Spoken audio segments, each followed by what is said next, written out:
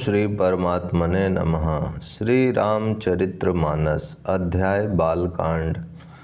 आगे देव सुंदरियां फूल बरसाकर गीत गा रही हैं और देवता आनंदित होकर नगाड़े बजा रहे हैं। अगवानी में आए हुए उन लोगों ने सब चीज़ें दशरथ जी के आगे रख दी और अत्यंत प्रेम से विनती की। राजा दशरथ जी ने प्रेम सहित सब वस्तुएं ले ली। फिर उनकी बख्शीशें होने लगी और वे याचकों को दे दी गईं। तदंतर पूजा, आदर, सत्कार और बड़ाई करके अगवान लोग उनको जनवासे की ओर लिवा ले चले। विलक्षण वस्त्रों के पावड़े पड़ रहे हैं, जिन्हें देखकर कुबेर भी अपने धन का अभिमान छोड़ देते हैं। बड़ा सुंदर जनवासा दिया गया, जहाँ सबको सब प्रकार का सुविधा था। सीता जी ने बारात जनकपुर में आई जानकर अपनी कुछ महिमा प्रकट करके दिखलाई। हृदय में स्मरण कर सब सिद्धियों को बुलाया और उन्हें राजा दशरथ जी की मेहमानी करने के लिए भेजा। सीता जी की आज्ञा सुनकर सब सिद्धियां जहाँ जनवासा था वहाँ सारी संपदा, सुख और इंद्रपुरी के भोग विलास को लिए हुए गईं। बरातियों ने अपने अपने ठहरने के स्थान देखे तो वहाँ देवताओं के सब सुखों को सब प्रकार से सुलभ पाया। इस ऐश्वर्य का कुछ भी भेद कोई जान ना सका। सब जनक जी की बड़ाई कर रहे हैं। श्री रघुनाथ जी यह सब सीता जी की महिमा जानकर और उनका प्रेम पहचान कर हृदय में हर्षित हुए। पिता दशरथ जी के आने का समाचार सुनकर दोनों भाइयों के हृदय में महान आनंद समाता न था। संकोचवश वे गुरु विश्वामित्र जी से कह नहीं सकते थे, परंतु मन में पिताजी के दर्शनों की लालसा थी। विश्वामित्र जी ने उनकी बड़ी नम्रता देखी तो उनके हृदय में बहुत संतोष उत्पन्न हुआ। प्रसन्न होकर उन्होंने दोनों भाइयों को हृदय से लगा लिया। उनका शरीर पुलकित हो गया और नेत्रों में प्रेम अश्रुओं का जल भर आया। वे उस जनवासे को चले जहाँ दशरथ जी थे, मानो सरोवर प्यासे की ओर लक्ष्य करके चला हो। जब राजा दशरथ जी ने पुत्रों सहित मुनि को आते देखा, तब वे हर्षित होकर उठे और सुख के समुद्र में थासी लेते हुए चले। पृथ्वीपति दशरथ जी ने मुनि की चरण धूलि को बारंबार सिर पर चढ़ाकर उनको दंडवत प्रणाम किया। विश्वामित्र जी ने राजा को उठाकर हृदय से लगा लिया और आशीर्वाद देकर कुशल पूछी। फिर दोनों भाइयों को दंडवत प्रणाम करते देखकर राजा के हृदय में सुख समाया नहीं। पुत्रों को उठाकर हृदय से लगाकर उन्होंने अपने वियोग जनित दुसह दुख को मिटाया, मानो मृतक शरीर को प्राण मिल गए हों। फिर उन्होंने वशिष्ठ जी के चरणों में सिर नवाया। मुनि श्रेष्ठ ने प्रेम के आनंद में उन्हें हृदय से लगा लिया। दोनों भाइयों ने सब ब्राह्मणों की वंदना की और मन भाए आशीर्वाद पाए। भरत जी ने छोटे भाई शत्रुघ्न सहित श्री रामचंद्र जी को प्रणाम किया। श्री राम जी ने उन्हें उठाकर हृदय से लगा लिया। लक्ष्मण जी दोनों भाइयों को देखकर हर्षित हुए और प्रेम से परिपूर्ण हुए शरीर से उनसे मिले। तदंतर परम कृपालु और विनयी श्री रामचंद्र जी अयोध्या वासियों, कुटुंबियों, जाति के लोगों, याचकों, मंत्रियों और मित्रों सभी से यथा योग मिले। श्री रामचंद्र जी को देखकर बारात शीतल हुई। राम के वियोग में सबके हृदय में जो आग जल रही थी वह शांत हो गई। प्रीति की रीति का बखान नहीं हो सकता। राजा के पास चारों पुत्र ऐसी शोभा पा रहे हैं, मानो अर्थ, धर्म, काम और मोक्ष शरीर धारण किए हुए हों। पुत्रों सहित दशरथ जी को देखकर नगर के स्त्री पुरुष बहुत ही प्रसन्न हो रहे हैं। आकाश में देवता फूलों की वर्षा करके नगाड़े बजा रहे हैं और अप्सराएं गा गा कर नाच रही हैं। अगवानी में आए हुए सतानंद जी, अन्य ब्राह्मण, मंत्रीगण, मागध, सूत, विद्वान और भाटों ने बारात सहित राजा दशरथ जी का आदर सत्कार किया। फिर आज्ञा लेकर वे वापस लौटे। बारात लग्न के दिन से पहले आ गई है, इससे जनकपुर में अधिक आनंद छा रहा है। सब लोग ब्रह्मानंद प्राप्त कर रहे हैं और विधाता से मनाकर कहते हैं कि दिन रात बड़े हो जाएं। श्री रामचंद्र जी और सीता जी सुंदरता की सीमा हैं और दोनों राजा पुण्य की सीमा हैं। जहाँ तहाँ जनकपुरवासी स्त्री पुरुषों के समूह इकट्ठे होकर यही कह रहे हैं। जनक जी के सुकृत पुण्य की मूर्ति जानकी जी हैं और दशरथ जी के सुकृत देह धारण किए हुए श्री राम जी हैं।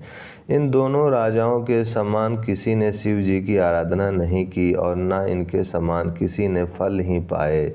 इनके समान जगत में ना कोई हुआ, ना कहीं है, ना होने का ही है।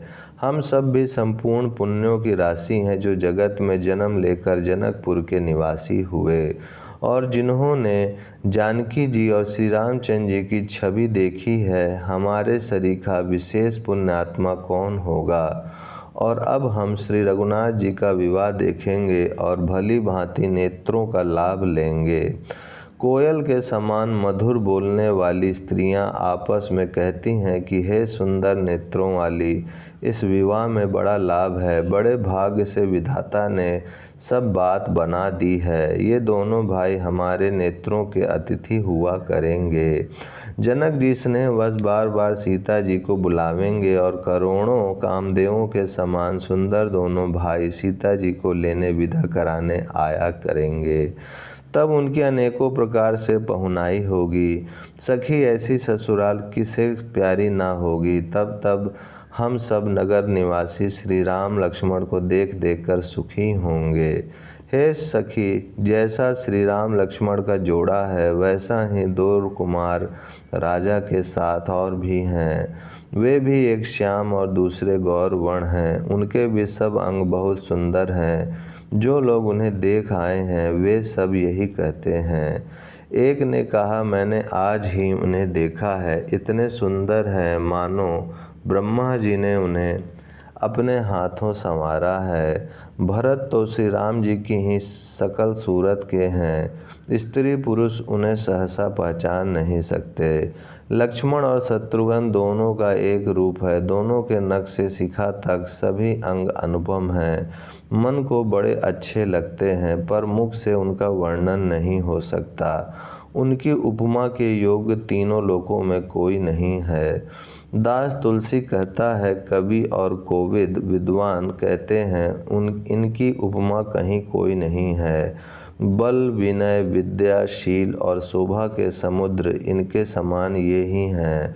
जनकपुर की सब स्त्रियां आंचल फैलाकर विधाता को यह वचन विनती सुनाती हैं कि चारों भाइयों का विवाह इसी नगर में हो और हम सब सुंदर मंगल गावें। नेत्रों में प्रेम अश्रुओं का जल भरकर पुलकित शरीर से स्त्रियां आपस में कह रही हैं कि हे सखी, दोनों राजा पुण्य के समुद्र हैं। त्रिपुरारी शिव जी सब मनोरथ पूर्ण करेंगे। ओम शांति शांति शांति।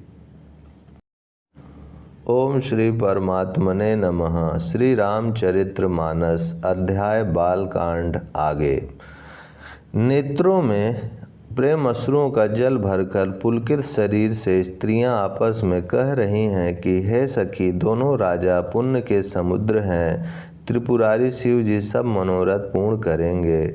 इस प्रकार सब मनोरथ कर रही हैं और हृदय को उमंग उमंग कर उत्साहपूर्वक आनंद से भर रही हैं। सीता जी के स्वयंवर में जो राजा आए थे उन्होंने भी चारों भाइयों को देखकर सुख पाया। श्री राम जी का निर्मल और महान यश कहते हुए राजा लोग अपने अपने घर गए। इस प्रकार कुछ दिन बीत गए। जनकपुर निवासी और बाराती सभी बड़े आनंदित हैं। मंगलों का मूल लग्न का दिन आ गया। हेमंत ऋतु और सुहावना अगहन का महीना था। ग्रह, तिथि, नक्षत्र, योग और वार श्रेष्ठ थे। लग्न मुहूर्त शोध कर ब्रह्मा जी ने उस पर विचार किया और उस लग्न पत्रिका को नारद जी के हाथ जनक जी के यहाँ भेज दिया। जनक जी के ज्योतिषियों ने भी वही गणना कर रखी थी। जब सब लोगों ने यह बात सुनी तब वे कहने लगे, यहाँ के ज्योतिष भी ब्रह्मा ही हैं। निर्मल और सभी सुंदर मंगलों की मूल गोधूलि की पवित्र बेला आ गई और अनुकूल शकुन होने लगे। यह जानकर ब्राह्मणों ने जनक जी से कहा।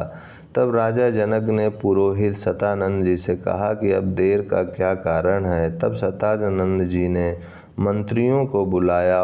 वे सब मंगल का सामान सजाकर ले आए।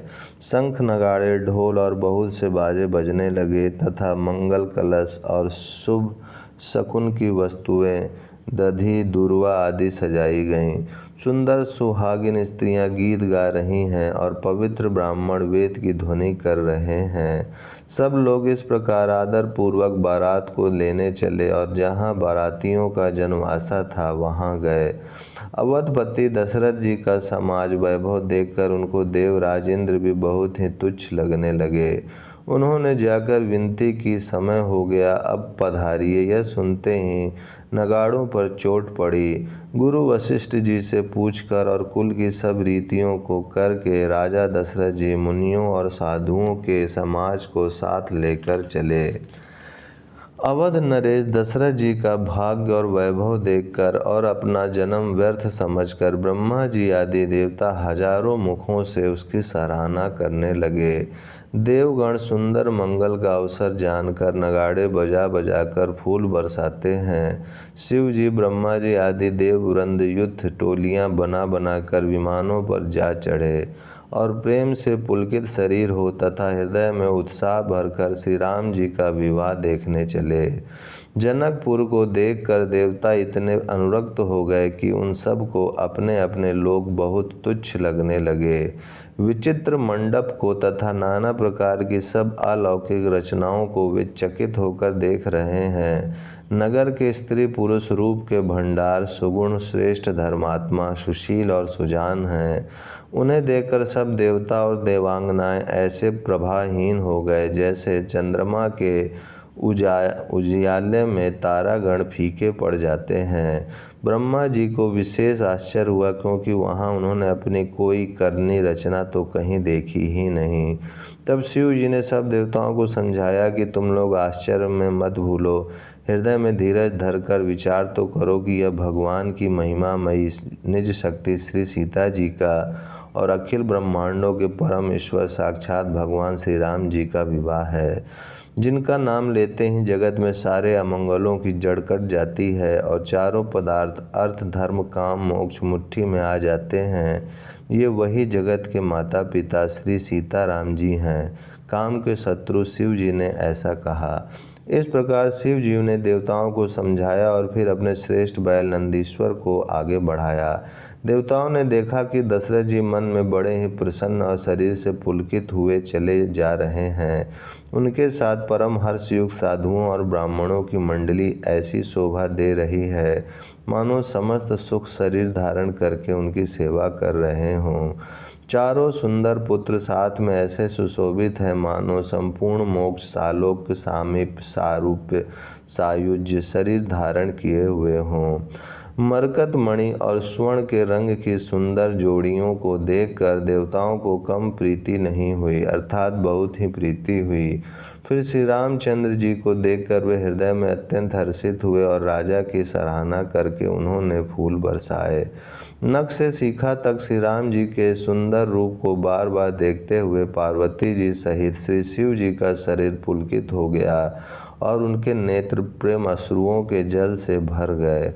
राम जी का मोर के कंठ की सी कांति वाला हरिताभ श्याम शरीर है। बिजली का अत्यंत निरादर करने वाले प्रकाश में सुंदर पीत रंग के वस्त्र हैं। सब मंगल रूप और सब प्रकार से सुंदर भांति भांति के विवाह के आभूषण शरीर पर सजाए हुए हैं।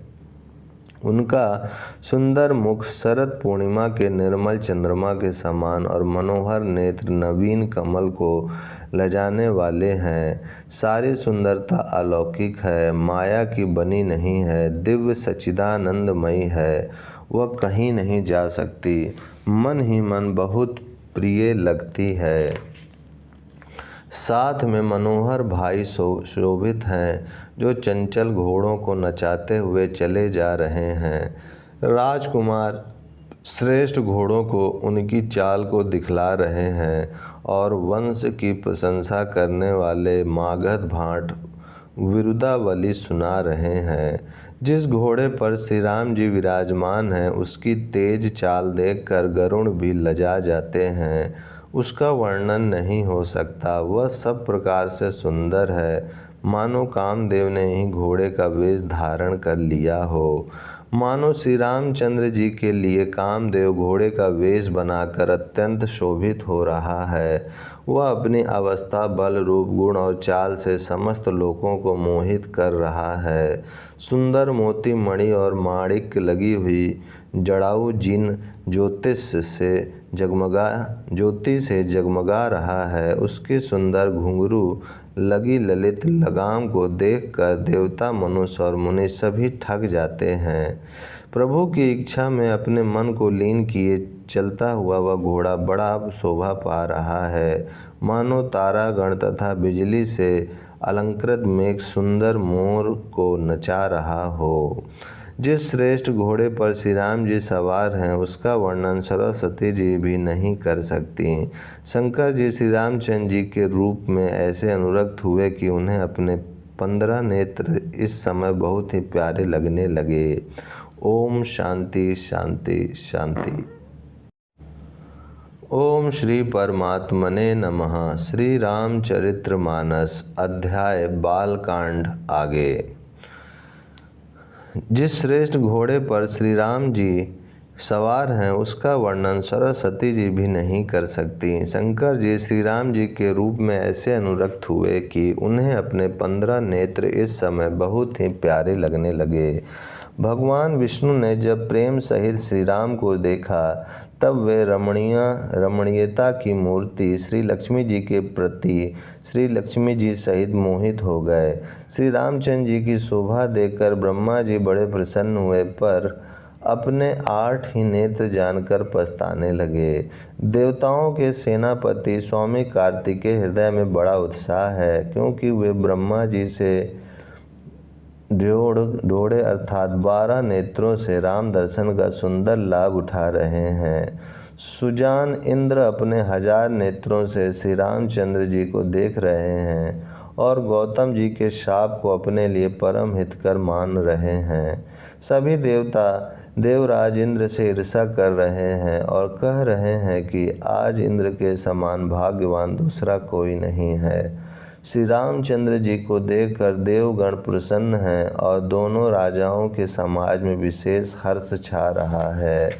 दोनों ओर से राज समाज में अत्यंत हर्ष है और बड़े जोर से नगाड़े बज रहे हैं। देवता प्रसन्न होकर और रघुकुल मणि श्री राम की जय हो जय हो जय हो कहकर फूल बरसा रहे हैं। इस प्रकार बारात को आती हुई जानकर बहुत प्रकार के बाजे बजने लगे और रानी सुहागिन स्त्रियों को बुलाकर परछने के लिए मंगल द्रव्य सजाने लगीं। अनेक प्रकार से आरती सजकर और समस्त मंगल द्रव्यों को यथा योग सजाकर गजगामिनी हाथी की सी चाल वाली उत्तम स्त्रियां आनंदपूर्वक परछने के लिए चलीं। सभी स्त्रियां चंद्रमुखी, चंद्रमा के समान मुख वाली और सभी मृगलोचनी, हरिणी की सी आँखों वाली हैं और सभी अपने शरीर की शोभा से रति के गर्व को छुड़ाने वाली हैं। रंग रंग की सुंदर साड़ियाँ पहने हैं और शरीर पर सब आभूषण सजे हुए हैं। समस्त अंगों को सुंदर मंगल पदार्थों से सजाए हुए वे कोयल को भी जलाती हुई मधुर ध्वज स्वर से गान कर रही हैं। कंगन, करधनी और नुपुर बज रहे हैं। स्त्रियों की चाल देखकर कामदेव के हाथी भी लजा जाते हैं। अनेक प्रकार के बाजे बज रहे हैं। आकाश और नगर दोनों स्थानों में सुंदर मंगलाचार हो रहा है। सची, इंद्राणी, सरस्वती, लक्ष्मी, पार्वती और जो स्वभाव से ही पवित्र और सयानी देवांगनाएं थीं, वे सब कपट से सुंदर स्त्री का वेश बनाकर रनिवास में जा मिलीं और मनोहर वाणी से मंगल गान करने लगीं। सब कोई हर्ष के विशेष वश थे, अतः किसी ने उन्हें पहचाना नहीं। कौन किसे जाने पहचाने। आनंद के वश हुई सब दूल्हा बने हुए ब्रह्म का परिछन करने चलीं। मनोहर गान हो रहा है, मधुर मधुर नगाड़े बज रहे हैं, देवता फूल बरसा रहे हैं, बड़ी अच्छी शोभा है। आनंद कंद दूल्हे दुल्हा को देखकर सब स्त्रियां हृदय में हर्षित हुईं। उनके कमल सरीखे नेत्रों में प्रेम अश्रुओं का जल उमड़ आया और सुंदर अंगों में पुलकावली छा गई। श्री रामचंद्र जी का वर वेश देखकर सीता जी की माता सुनयना जी के मन में जो सुख हुआ उसे हजारों सरस्वती और शेष जी 100 कल्पों में भी नहीं कह सकते, अथवा लाखों सरस्वती और शेष लाखों में कल्पों में भी नहीं कह सकते। मंगल अवसर जानकर नेत्रों के जल को रोके हुए रानी प्रसन्न मन से परछन कर रही हैं। वेदों में कहे हुए तथा कुलाचार के अनुसार सभी व्यवहार रानी ने भली भांति किए। पंच शब्द तंत्री, ताल, झांझ, नगारा और तुरही, इन 5 प्रकार के बाजों के शब्द पंच ध्वनि, वेद ध्वनि, वंदी ध्वनि, जय ध्वनि, शंख ध्वनि और हुलू ध्वनि और मंगल गान हो रहे हैं। नाना प्रकार के वस्त्रों के पावड़े पड़ रहे हैं।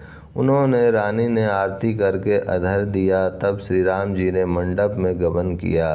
दशरथ जी अपनी मंडली सहित विराजमान हुए। उनके वैभव को देखकर लोकपाल भी लजा गए। समय समय पर देवता फूल बरसाते हैं और भूदेव ब्राह्मण समय अनुकूल शांति पाठ करते हैं।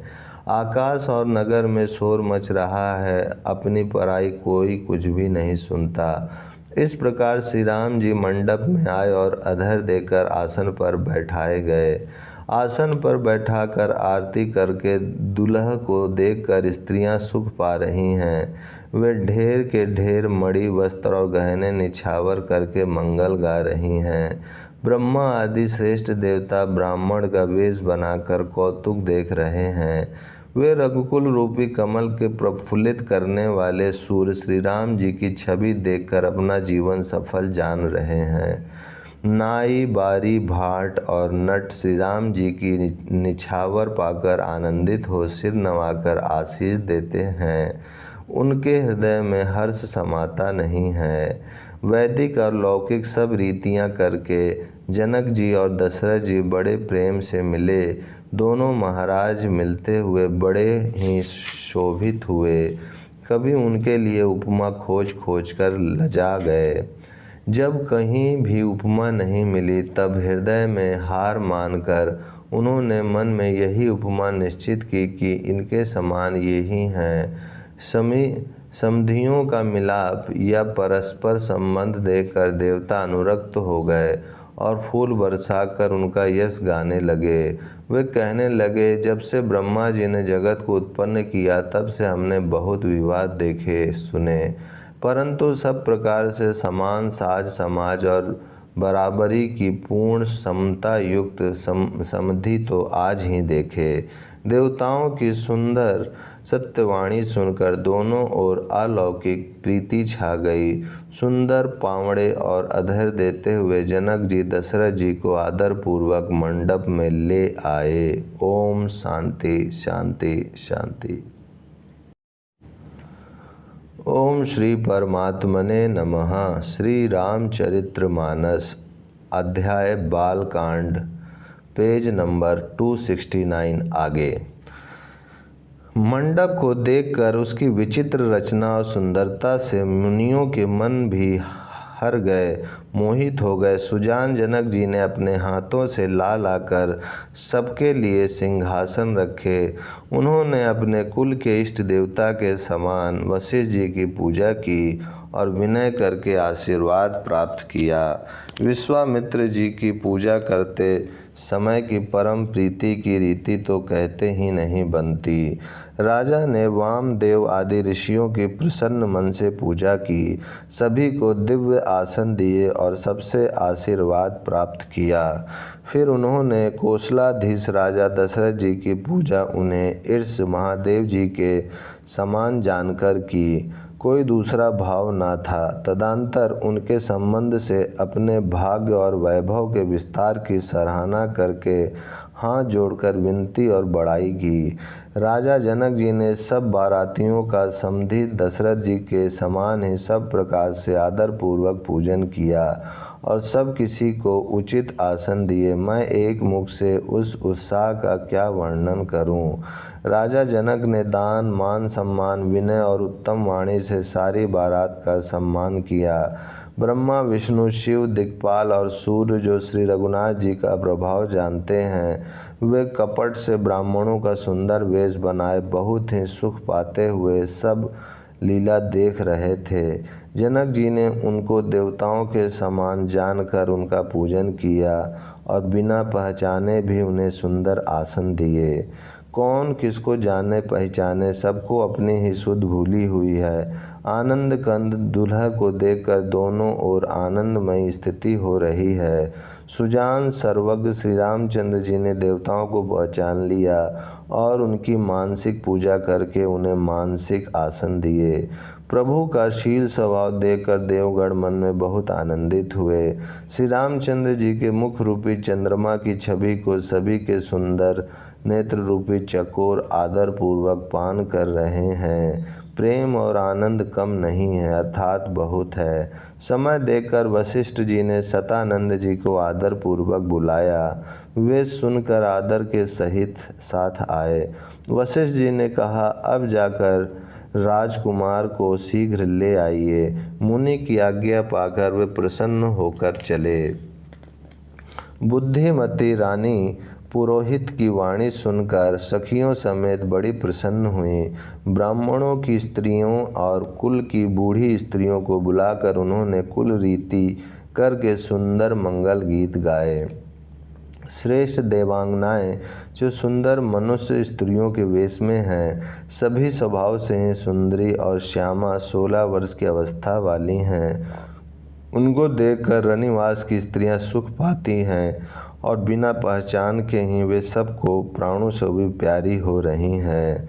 उन्हें पार्वती, लक्ष्मी और सरस्वती के समान जानकर रानी बार बार उनका सम्मान करती हैं। रनिवास की स्त्रियां और सखियां सीता जी का श्रृंगार करके मंडली बनाकर प्रसन्न होकर उन्हें मंडप में लिवा चलीं। सुंदर मंगल का साज सजकर रनिवास की स्त्रियां और सखियां आदर सहित सीता जी को लिवा चलीं। सभी सुंदरियां 16 श्रृंगार किए हुए मतवाले हाथियों की चाल से चलने वाली हैं। उनके मनोहर गान को सुनकर मुनि ध्यान छोड़ देते हैं और कामदेव की कोयलें भी लजा जाती हैं। पाए जेब पैजनी और सुंदर कंकड़ ताल की गति पर बड़े सुंदर बज रहे हैं। सहज ही सुंदरी सीता जी स्त्रियों के समूह में इस प्रकार शोभा पा रही हैं, मानो छवि रूपी ललनाओं के समूह के बीच साक्षात परम मनोहर शोभा रूपी स्त्री सुशोभित है। सीता जी की सुंदरता का वर्णन नहीं हो सकता, क्योंकि बुद्धि बहुत छोटी है और मनोहरता बहुत बड़ी है। रूप की राशि और सब प्रकार से पवित्र सीता जी को बारातियों ने आते देखा। सभी ने उन्हें मन ही मन प्रणाम किया। श्री राम जी को देखकर तो सभी पूर्ण काम कृतकृत्य हो गए। राजा दशरथ जी पुत्रों सहित हर्षित हुए। उनके हृदय में जितना आनंद था वह कहा नहीं जा सकता। देवता प्रणाम करके फूल बरसा रहे हैं। मंगलों की मूल मुनियों के आशीर्वादों की ध्वनि हो रही है। गानों और नगाड़ों के शब्द से बड़ा शोर मच रहा है। सभी नर नारी प्रेम और आनंद में मग्न हैं। इस प्रकार सीता जी मंडप में आईं। मुनिराज बहुत ही आनंदित होकर शांति पाठ पढ़ रहे हैं। उस अवसर की सब रीति व्यवहार और कुलाचार दोनों कुल गुरुओं ने किए। कुलाचार करके गुरु जी प्रसन्न होकर गौरी जी, गणेश जी और ब्राह्मणों की पूजा करा रहे हैं, अथवा ब्राह्मणों के द्वारा गौरी और गणेश की पूजा करवा रहे हैं। देवता प्रकट होकर पूजा ग्रहण करते हैं, आशीर्वाद देते हैं और अत्यंत सुख पा रहे हैं। मधु पर्क आदि जिस किसी भी मांगलिक पदार्थ की मुनि जिस समय भी मन में चाह मात्र करते हैं, सेवक गण उसी समय सोने की परातों में और कलशों में भरकर उन पदार्थों को लिए तैयार रहते हैं। स्वयं सूर्यदेव प्रेम सहित अपने कुल की सब रीतियां बता देते हैं और वे सब आदरपूर्वक की जा रही हैं। इस प्रकार देवताओं की पूजा करा के मुनियों ने सीता जी को सुंदर सिंहासन दिया। श्री सीता जी और श्री राम जी का आपस में एक दूसरे को देखना तथा उनका परस्पर का प्रेम किसी को लख नहीं पड़ रहा है। जो बात श्रेष्ठ मन, बुद्धि और वाणी से भी परे है, उसे कवि क्यों कर प्रकट करे। हवन के समय अग्निदेव शरीर धारण करके बड़े ही सुख से आहुति ग्रहण करते हैं और सारे वेद ब्राह्मण का वेश धरकर विवाह की विधियां बताए देते हैं। जनक जी की जगत विख्यात पटरानियाँ और सीता जी की माता का बखान तो हो ही कैसे सकता है। सुयश, सुकृत, पुण्य, सुख और सुंदरता सबको बटोर कर विधाता ने उन्हें संवार कर तैयार किया है। समय जानकर श्रेष्ठ मुनियों ने उनको बुलवाया। यह सुनते ही सुहागिनी स्त्रियां उन्हें आदरपूर्वक ले आईं। सुनैना जी जनक जी की पटरानी जनक जी की बाईं ओर ऐसे सो रही हैं मानो हिमाचल के साथ मैना जी शोभित हो रही हों। ओम शांति शांति शांति। ओम श्री परमात्मने नमः। श्री रामचरितमानस अध्याय बालकांड, पेज 272 आगे। पवित्र, सुगंधित और मंगल जल से भरे सोने के कलश और मणियों की सुंदर परातें राजा और रानी ने आनंदित होकर अपने हाथों से लाकर श्री रामचंद्र जी के आगे रखी। मुनि मंगलवाणी से वेद पढ़ रहे हैं। सुअवसर जानकर आकाश से फूलों की झड़ी लग गई है। दूल्हे को देखकर राजा रानी प्रेम मग्न हो गए और उनके पवित्र चरणों को पखारने लगे। वे श्री राम जी के चरण कमलों को पखारने लगे। प्रेम से उनके शरीर में पुलकावली छा रही है। आकाश और नगर में होने वाली गान, नगाड़े और जय जयकार की ध्वनि मानो चारों दिशाओं में उमड़ चली। जो चरण कमल कामदेव के शत्रु श्री शिव जी के हृदय रूपी सरोवर में सदा ही विराजते हैं, जिनका एक बार भी स्मरण करने से मन में निर्मलता आ जाती है और कलयुग के सारे पाप भाग जाते हैं, जिनका स्पर्श पाकर गौतम मुनि की स्त्री अहिल्या ने जो पापमयी थी परम गति पाई, जिन चरण कमलों का मकरंद रस गंगा जी शिव जी के मस्तक पर विराजमान है, जिसको देवता पवित्रता की सीमा बताते हैं। मुनि और योगी जन अपने मन को भंवरा बनाकर जिन चरण कमलों का सेवन करके मनोवांछित गति प्राप्त करते हैं, उन्हीं चरणों को भाग के पात्र बड़भागी जनक जी धो रहे हैं। यह देखकर सब जय जयकार कर रहे हैं। दोनों कुलों के गुरु वर और कन्या की हथेलियों को मिलाकर शाखोच्चार करने लगे। पाणी ग्रहण हुआ देखकर ब्रह्मादि देवता, मनुष्य और मुनि आनंद में भर गए।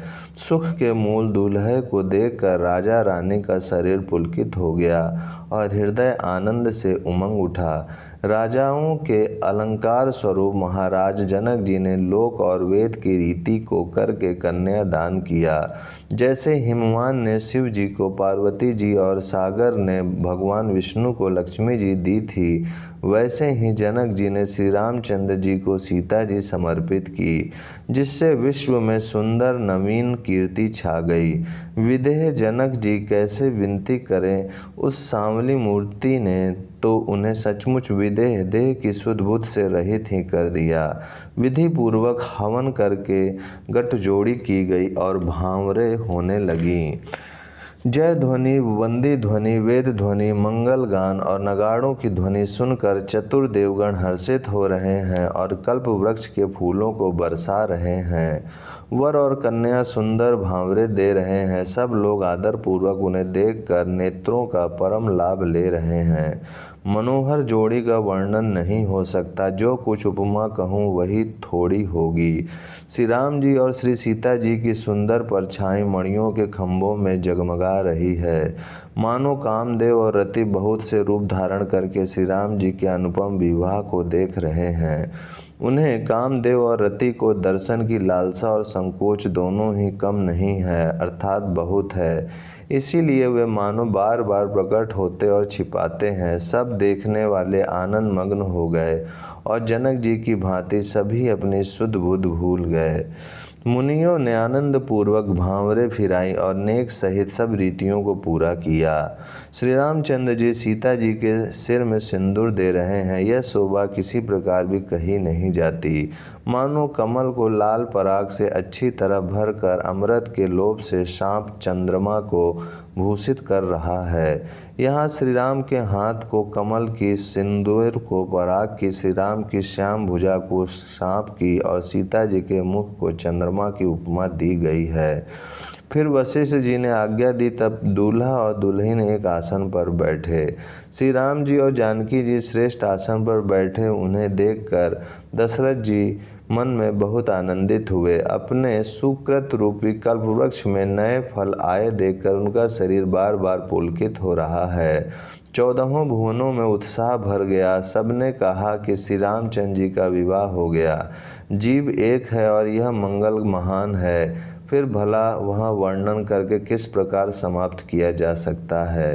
तब वशिष्ठ जी की आज्ञा पाकर जनक जी ने विवाह का सामान सजाकर मांडवी जी, श्रुतकीर्ति जी और उर्मिला जी, इन तीनों राजकुमारियों को बुला लिया।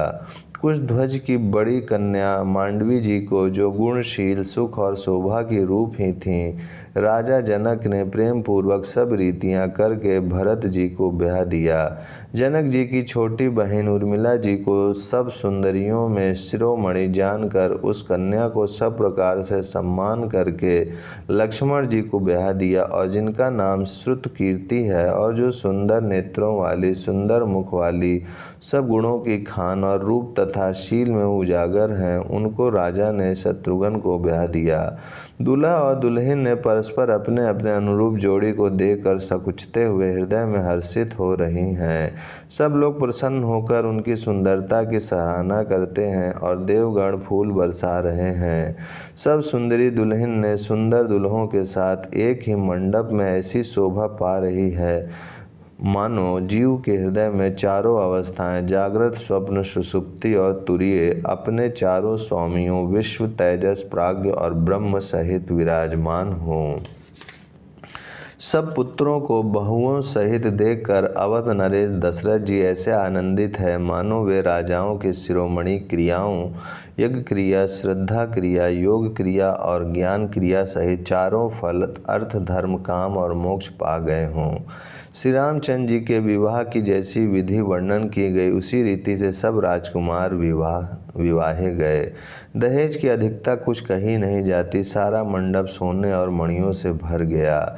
बहुत से कंबल, वस्त्र और भांति भांति के विचित्र रेशमी कपड़े, जो थोड़ी कीमत के ना थे अर्थात बहुमूल्य थे, तथा हाथी, रथ, घोड़े, दास दासियां और गहनों से सजी हुई कामधेनु, सरीखी गायें आदि अनेकों वस्तुएं हैं जिनकी गिनती कैसे की जाए, उनका वर्णन नहीं किया जा सकता। जिन्होंने देखा है वही जानता है। उन्हें देखकर लोकपाल भी सिहा गए। अवध राज दशरथ जी ने सुख मानकर प्रसन्न चित्त से सब कुछ ग्रहण किया। उन्होंने वह दहेज का सामान याचकों को जो जिसे अच्छा लगा दे दिया। जो बच रहा वह जनवासी में चला आया। तब जनक जी हाथ जोड़कर सारी बारात का सम्मान करते हुए कोमल वाणी से बोले। आदर, दान, विनय और बड़ाई के द्वारा सारी बारात का सम्मान कर राजा जनक ने महान आनंद के साथ प्रेम पूर्वक लाड करके मुनियों के समूह की पूजा एवं वंदना की। सिर नवाकर देवताओं को मनाकर राजा हाथ जोड़कर सबसे कहने लगे कि देवता और साधु तो भाव ही चाहते हैं, वे प्रेम से प्रसन्न हो जाते हैं। उन पूर्ण काम महानुभावों को कोई कुछ देकर कैसे संतुष्ट कर सकता है? क्या एक अंजलि जल देने से कहीं समुद्र संतुष्ट हो सकता है? फिर जनक जी भाई सहित हाथ जोड़कर कोसलाधीश दशरथ जी से स्नेहशील और सुंदर प्रेम में सान कर मनोहर वचन बोले। हे राजन, आपके साथ संबंध हो जाने से अब हम सब प्रकार से बढ़े हो गए। इस राजपाट सहित हम दोनों को आप बिना दाम के लिए हुए सेवक ही समझिएगा। ओम शांति शांति शांति। ओम श्री परमात्मने नमः। श्री रामचरितमानस अध्याय बालकांड, पेज 277 आगे। फिर जनक जी भाई सहित हाथ जोड़कर कौशलाधीश दशरथ जी से स्नेहशील और सुंदर प्रेम में शान कर मनोहर वचन बोले। हे राजन, आपके साथ संबंध हो जाने से अब हम सब प्रकार से बड़े हो गए। इस राजपाट सहित हम दोनों को आप बिना दाम के लिए हुए सेवक ही समझिएगा। इन लड़कियों को टहलनी मानकर नई नई दया करके पालन कीजिएगा। मैंने बड़ी ढिठाई की कि आपको यहाँ बुला भेजा, अपराध क्षमा कीजिएगा। फिर सूर्यकुल के भूषण दशरथ जी ने समधि जनक जी को संपूर्ण सम्मान का निधि कर दिया। इतना सम्मान किया कि वह सम्मान के भंडार ही हो गए। उनकी परस्पर की विनय कही नहीं जाती। दोनों के हृदय प्रेम से परिपूर्ण हैं। देवतागण फूल बरसा रहे हैं। राजा जनवासे को चले। नगाड़े की ध्वनि, जय ध्वनि और वेद की ध्वनि हो रही है। आकाश और नगर दोनों में खूब कौतूहल हो रहा है, आनंद छा रहा है। तब मुनीश्वर की आज्ञा पाकर सुंदरी सखियां मंगल गान करती हुई दुल्हनों सहित दूल्हों को लिवाकर कोहबर को चलीं। सीता जी बार बार राम जी को देखती हैं और सकुचा जाती हैं, पर उनका मन नहीं सकुचाता। प्रेम के प्यासे उनके नेत्र सुंदर मछलियों की छवि को हर रहे हैं। श्री राम जी का सांवला शरीर स्वभाव से ही सुंदर है। उसकी शोभा करोड़ों कामदेवों को लजाने वाली है। महावर्ष से युक्त चरण कमल बड़े सुहावने लगते हैं, जिन पर मुनियों के मन रूपी भंवरे सदा छाए रहते हैं। पवित्र और मनोहर पीली धोती प्रातः काल के सूर्य और बिजली की ज्योति को हरे लेती है। कमर में सुंदर किंकड़ी और कटी सूत्र है। विशाल भुजाओं में सुंदर आभूषण सुशोभित है। पीला जनेऊ महान शोभा दे रहा है। हाथ की अंगूठी चित्त को चुरा लेती है। ब्याह के सब साज सजे हुए वे शोभा पा रहे हैं। चौड़ी छाती पर हृदय पर पहनने के सुंदर आभूषण सुशोभित हैं। पीला दुपट्टा कांख शोती जनेऊ की तरह शोभित है, जिसके दोनों छोरों पर मणि और मोती लगे हैं। कमल के समान सुंदर नेत्र हैं। कानों में सुंदर कुंडल है और मुख तो सारी सुंदरता का खजाना ही है। सुंदर भवें और मनोहर नासिका है। ललाट पर तो सुंदरता का घर ही है, जिसमें मंगलमय मोती और मणि गुथे हुए हैं। ऐसे मनोहर मोर माथे पर सोह रहा है। सुंदर मोर में बहुमूल्य मणियाँ गुथी हुई हैं। सभी अंग चित्त को चुराए लेते हैं। सब नगर की स्त्रियां और देव सुंदरियां दूल्हे को देखकर तिनका तोड़ रही हैं। उनकी बैलियां ले रही हैं और मणि वस्त्र तथा आभूषण निछावर करके आरती उतार रही हैं और मंगल गान कर रही हैं। देवता फूल बरसा रहे हैं और सूत मागध तथा भाट सुयस गान सुना रहे हैं। सुहागिनी स्त्रियां सुख पाकर कुंवर और कुमारियों को कोहबर कुल देवता के स्थान में लाईं और अत्यंत प्रेम से मंगल गीत गा गाकर लौकिक रीति करने लगीं। पार्वती जी श्री रामचंद्र जी को लह कौर वर वधू का परस्पर ग्रास देना सिखाती हैं और सरस्वती जी सीता जी को सिखाती हैं। रनिवास हास विलास के आनंद में मग्न है। श्री राम जी और सीता जी को देख देख कर सभी जन्म का परम फल प्राप्त कर रही हैं। अपने हाथ की मणियों में सुंदर रूप के भंडार श्री रामचंद्र जी की परछाई दिख रही है। यह देखकर जानकी जी दर्शन में वियोग होने के भय से बाहु रूपी लता को और दृष्टि को हिलाती डुलाती नहीं है। उस समय के हंसी खेल और विनोद का आनंद और प्रेम कहा नहीं जा सकता। उसे सखियां ही जानती हैं। तदंतर वर कन्याओं को सब सुंदर सखियां जनवासे को लिवा चलीं। उस समय नगर और आकाश में जहाँ सुनिए वहीं आशीर्वाद की ध्वनि सुनाई दे रही है और महान आनंद छाया है। सभी ने प्रसन्न मन से कहा कि सुंदर चारों जोड़ियां चिरंजीवी हों।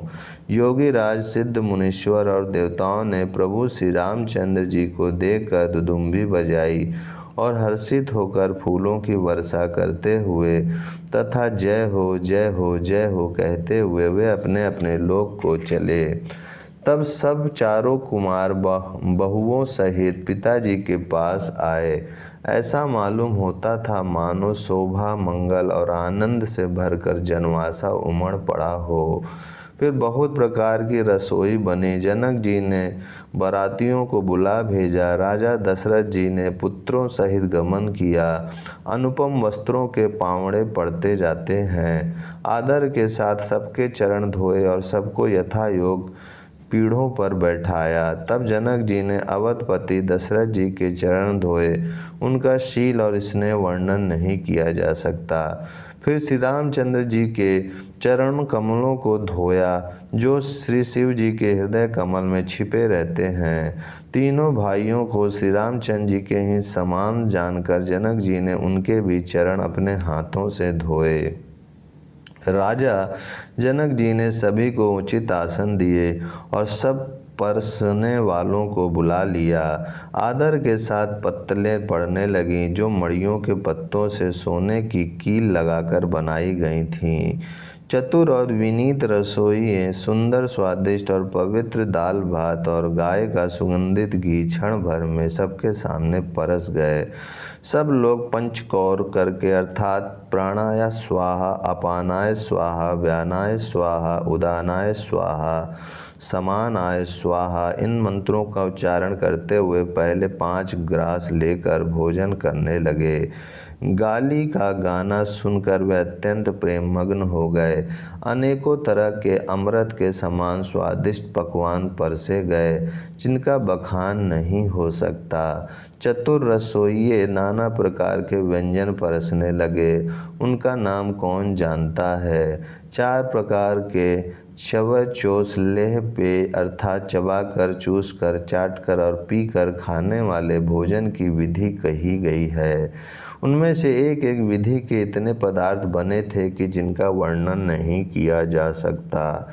6 रसों के बहुत तरह के सुंदर स्वादिष्ट व्यंजन हैं। एक एक रस के अनगिनत प्रकार के बने हैं। भोजन करते समय पुरुष और स्त्रियों के नाम ले लेकर स्त्रियां मधुर ध्वनि से गाली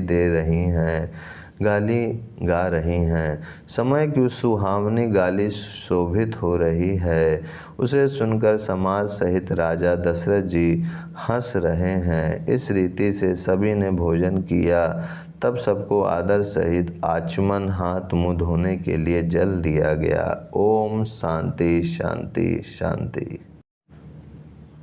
ओम श्री परमात्मने नमः। श्री रामचरितमानस अध्याय बालकांड पेज नंबर 281 आगे। फिर पान देकर जनक जी ने समाज सहित दशरथ जी का पूजन किया। सब राजाओं के शिरोमणि चक्रवर्ती श्री दशरथ जी प्रसन्न होकर जनवासे को चले। जनकपुर में नित्य नए मंगल हो रहे हैं। दिन और रात पल के समान बीत जाते हैं। बड़े सवेरे राजाओं के मुकुटमणि दशरथ जी जागे। याचक उनके गुण समूह का गान करने लगे। चारों कुमारों को सुंदर वधुओं सहित देखकर उनके मन में जितना आनंद है वह किस प्रकार कहा जा सकता है। वे प्रातः क्रिया करके गुरु वशिष्ठ जी के पास गए। उनके मन में महान आनंद और प्रेम भरा है। राजा प्रणाम और पूजन करके फिर हाथ जोड़कर मानो अमृत में डुबोई हुई वाणी बोले, हे मुनिराज सुनिए, आपकी कृपा से आज मैं पूर्ण काम हो गया। हे स्वामिन, अब सब ब्राह्मणों को बुलाकर उनको सब तरह गहनों कपड़ों से सजी हुई गायें दीजिए। यह सुनकर गुरुजी ने राजा की बड़ाई करके फिर मुनिगणों को बुलवा भेजा। तब वामदेव, देव ऋषि नारद, वाल्मीकि, जाबाली और विश्वामित्र आदि तपस्वी श्रेष्ठ मुनियों के समूह आए। राजा ने सबको दंडवत प्रणाम किया और प्रेम सहित पूजन करके उन्हें उत्तम आसन दिए। 4 लाख उत्तम गायें मंगवाईं जो कामधेनु के समान अच्छे स्वभाव वाली और सुहावनी थीं। उन सब को सब प्रकार से गहनों कपड़ों से सजाकर राजा ने प्रसन्न होकर भूदेव ब्राह्मणों को दिया।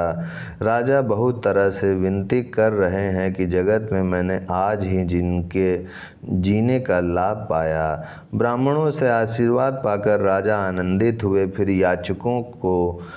याचकों के समूहों को बुलवा लिया और सबको उनकी रुचि पूछकर सोना, वस्त्र, मणि, घोड़ा, हाथी और रथ जिसने जो चाहा सो सूर्यकुल को आनंदित करने वाले दशरथ जी ने दिए। वे सब गुणानुवाद गाते और सूर्यकुल के स्वामी की जय हो जय हो जय हो कहते हुए चले। इस प्रकार श्री रामचंद्र जी के विवाह का उत्सव हुआ। जिन्हें सहस्त्र मुख हैं वे शेष जी भी उसका वर्णन नहीं कर सकते। बार बार विश्वामित्र जी के चरणों में सिर नवाकर राजा कहते हैं, हे मुनिराज, यह सब सुख आपके ही कृपा कटाक्ष का प्रसाद है। राजा दशरथ जी जनक जी के स्नेहशील करनी और ऐश्वर्य की सब प्रकार से सराहना करते हैं। प्रतिदिन सवेरे उठकर अयोध्या नरेश विदा मांगते हैं, पर जनक जी उन्हें प्रेम से रख लेते हैं। आदर नित्य नया बढ़ता जाता है। प्रतिदिन हजारों प्रकार से मेहमानी होती है। नगर में नित्य नया आनंद और उत्साह रहता है। दशरथ जी का जाना किसी को नहीं सुहाता। इस प्रकार बहुत दिन बीत गए, मानो बाराती स्नेह की रस्सी से बंधे गए हों। तब विश्वामित्र जी और शतानंद जी ने जाकर राजा जनक को समझा कर कहा, यद्यपि आप स्नेहवश उन्हें नहीं छोड़ सकते तो भी अब दशरथ जी को आज्ञा दीजिए। हे नाथ, बहुत अच्छा कहकर जनक जी ने मंत्रियों को बुलवाया। वे आए और जय जीव कहकर उन्होंने मस्तक नवाया। जनक जी ने कहा, अयोध्या नाथ चलना चाहते हैं, भीतर रनिवास में खबर कर दो। यह सुनकर मंत्री, ब्राह्मण, सभासद और राजा जनक भी प्रेम के वश हो गए। जनकपुर वासियों ने सुना कि बारात जाएगी, तब वे व्याकुल होकर एक दूसरे से बात पूछने लगे। जाना सत्य है, यह सुनकर सब ऐसे उदास हो गए मानो संध्या के समय कमल संकुचा गए हों। आते समय जहाँ जहाँ बाराती ठहरे थे वहाँ वहाँ बहुत प्रकार का सीधा रसोइये का सामान भेजा गया। अनेकों प्रकार के मेवे, पकवान और भोजन की सामग्री जो बखानी नहीं जा सकती अनगिनत बैलों और कहारों पर भर भर कर लाद लाद कर भेजी गई। साथ ही जनक जी ने अनेकों सुंदर शैयाएँ, पलंग भेजी। 1,00,000 घोड़े और 25,000 रथ, सब नक्शे शिखा तक ऊपर से नीचे तक सजाए हुए। 10,000 सजे हुए मतवाले हाथी, जिन्हें देखकर दिशाओं के हाथी भी लजा जाते हैं। गाड़ियों में भर भर कर सोना, वस्त्र और रत्न, जवाहिरत और भैंस, गाय तथा और भी नाना प्रकार की चीज़ें दी। इस प्रकार जनक जी ने फिर से अपरिमित दहेज दिया जो कहा नहीं जा सकता और जिसे देखकर लोकपालों के लोगों की संपदा भी थोड़ी जान पड़ती थी। इस प्रकार सब सामान सजाकर राजा जनक ने अयोध्यापुरी को भेज दिया। बारात चलेगी यह सुनते ही सब रानियां ऐसी विकल हो गईं मानो थोड़े जल में मछलियां छटपटा रही हों। वे बार बार सीता जी को गोद कर लेती हैं और आशीर्वाद देकर शिखावन देती हैं। तुम सदा अपने पति की प्यारी हो, तुम्हारा सुहाग अचल हो, हमारी यही आशीष है।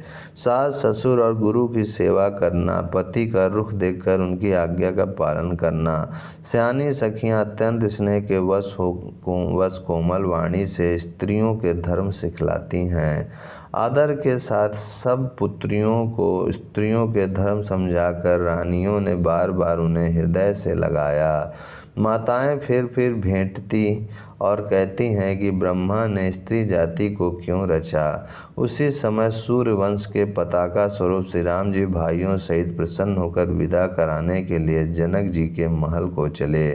स्वभाव से ही सुंदर चारों भाइयों को देखने के लिए नगर की स्त्री पुरुष दौड़े। कोई कहता आज ये जाना चाहते हैं। विदेह ने विदाई का सब सामान तैयार कर लिया है। राजा के चारों पुत्र इन प्यारे मेहमानों के मनोहर रूप को नेत्र भरकर देख लो। ये सयानी कौन जाने किस पुण्य से विधाता ने इन्हें यहाँ लाकर हमारे नेत्रों का अतिथि किया है।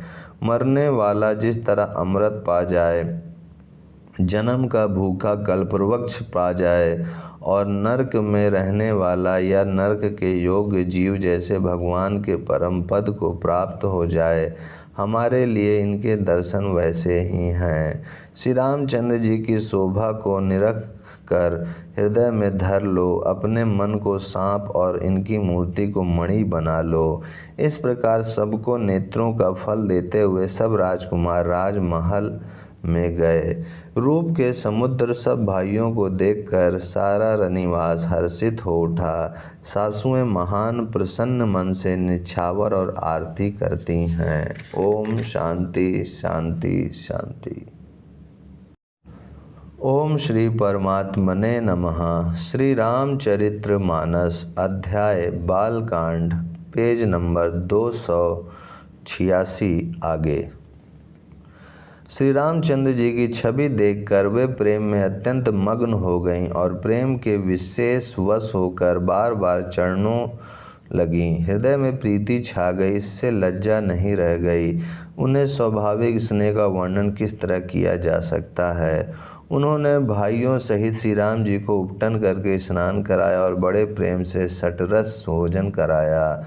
सुअवसर जानकर श्री रामचंद्र जी शील, स्नेह और संकोच भरी वाणी बोले, महाराज अयोध्यापुरी को चलना चाहते हैं। उन्होंने हमें विदा होने के लिए यहाँ भेजा है। हे माता, प्रसन्न मन से आज्ञा दीजिए और हमें अपने बालक जानकर सदा स्नेह बनाए रखिएगा। इन वचनों को सुनते ही रनिवास उदास हो गया। सासुएं प्रेमवश बोल नहीं सकती। उन्होंने सब कुमारियों को हृदय से लगा लिया और उनके पतियों को सौंप कर बहुत विनती की। विनती करके उन्होंने सीता जी को श्री रामचंद्र जी को समर्पित किया और हाथ जोड़कर बार बार कहा, हे तात, हे सुजान, मैं बलि जाती हूँ। तुमको सबकी गति हाल मालूम है। परिवार को, पुरवासियों को, मुझको और राजा को सीता प्राणों के समान प्रिय है, ऐसा जानिएगा। हे तुलसी के स्वामी, इसके शील और स्नेह को देखकर इसे अपनी दासी करके मानिएगा। तुम पूर्ण काम हो, सुजान शिरोमणि हो और भाव प्रिय हो, तुम्हें प्रेम प्यारा है। हे राम, तुम भक्तों के गुणों को ग्रहण करने वाले, दोषों को नाश करने वाले और दया के धाम हो। ऐसा कहकर रानी चरणों को पकड़कर चुप रह गईं, मानो उनकी वाणी प्रेम रूपी दलदल में समा गई हो। स्नेह से सनी हुई श्रेष्ठ वाणी सुनकर श्री रामचंद्र जी ने सास का बहुत प्रकार से सम्मान किया। तब श्री रामचंद्र जी ने हाथ जोड़कर विदा मांगते हुए बार बार प्रणाम किया। आशीर्वाद पाकर और फिर सिर नवाकर भाइयों सहित श्री रघुनाथ जी चले। श्री रामचंद्र जी की सुंदर मधुर मूर्ति को हृदय में लाकर सब रानियां स्नेह से स्थिर हो गईं। फिर धीरज धारण करके कुमारियों को बुलाकर माताएं बारंबार उन्हें गले लगाकर भेंटने लगीं। पुत्रियों को पहुंचाती हैं, फिर लौटकर मिलती हैं। परस्पर में कुछ थोड़ी प्रीति नहीं बढ़ी, अर्थात बहुत प्रीति बढ़ी। बार बार मिलती हुई माताओं को सखियों ने अलग कर दिया, जैसे हाल की ब्याई हुई गाय को कोई उसके बालक, बछड़े या बछिया से अलग कर दे। सब स्त्री पुरुष और सखियों सहित सारा रनिवास प्रेम के विशेष वश हो रहा है। ऐसा लगता है मानो जनकपुर में करुणा और विरह ने डेरा डाल दिया है।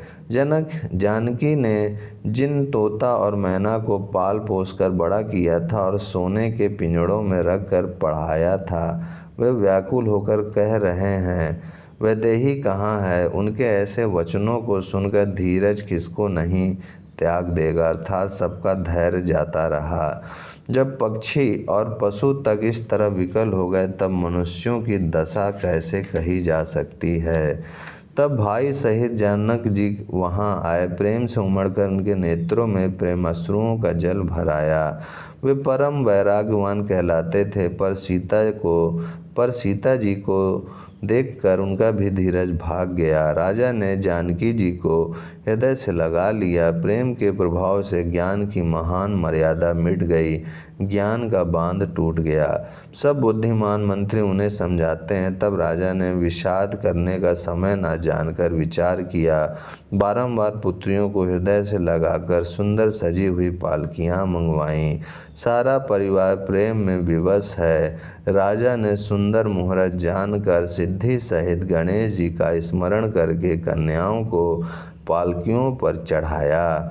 राजा ने पुत्रियों को बहुत प्रकार से समझाया और उन्हें स्त्रियों का धर्म और कुल की रीति सिखाई। बहुत से दासी दास दिए जो सीता जी के प्रिय और विश्वास पात्र सेवक थे। सीता जी के चलते समय जनकपुर वासी व्याकुल हो गए। मंगल की राशि शुभ शकुन हो रहे हैं। ब्राह्मण और मंत्रियों के समाज सहित राजा जनक जी उन्हें पहुंचाने के लिए साथ चले।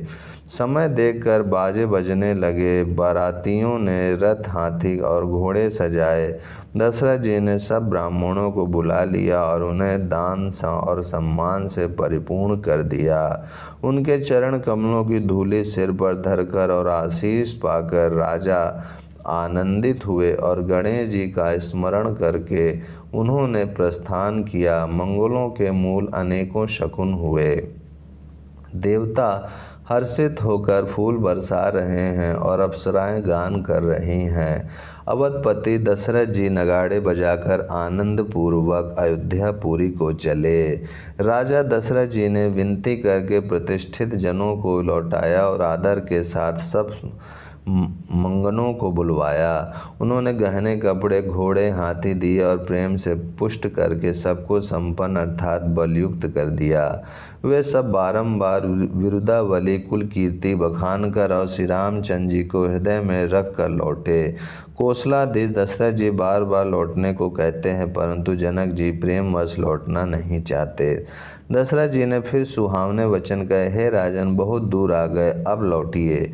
फिर राजा दशरथ जी रथ से उतरकर खड़े हो गए। उनके नेत्रों में प्रेम का प्रभाव बढ़ आया।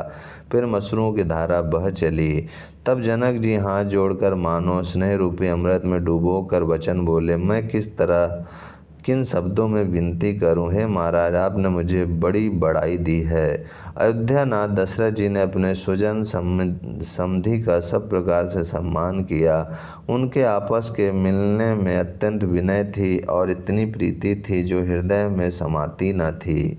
जनक जी ने मुनि मंडली को सिर नवाया और सभी से आशीर्वाद पाया।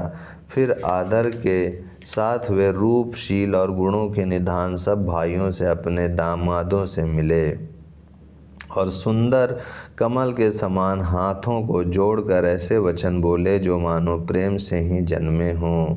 हे राम जी, मैं किस प्रकार आपकी प्रशंसा करूं। आप मुनियों और महादेव जी के मन रूपी मान सरोवर के हंस हैं।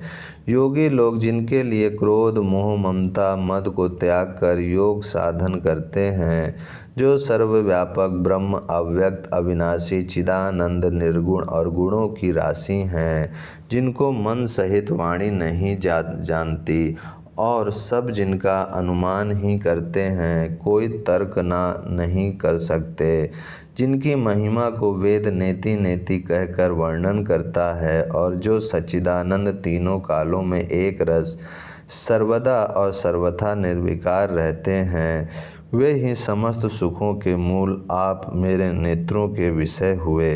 ईश्वर के अनुकूल होने पर जगत में जीव को सब लाभ ही लाभ है। ओम शांति शांति शांति।